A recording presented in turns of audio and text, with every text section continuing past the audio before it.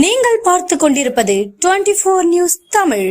ஒட்டப்பிடாரம் அருகே குரங்கு தொல்லையினால் அவதிப்பட்டு வரும் மக்கள், வனத்துறையினர் நடவடிக்கை எடுக்க கோரிக்கை.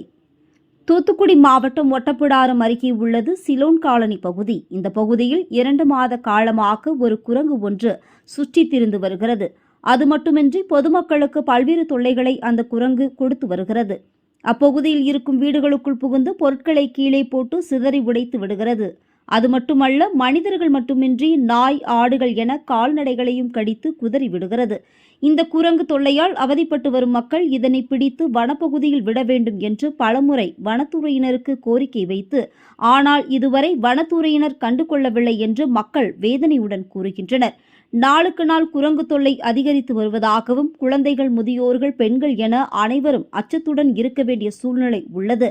குரங்கு கடித்து வேறு ஏதாவது அசம்பாவிதம் நடப்பதற்கு முன்பு வனத்துறையினர் தொல்லை கொடுக்கும் குரங்கை கூண்டு வைத்து பிடித்து வடகாட்டு பகுதியில் விட வேண்டும் என்று பொதுமக்கள் கோரிக்கை வைத்துள்ளனர்.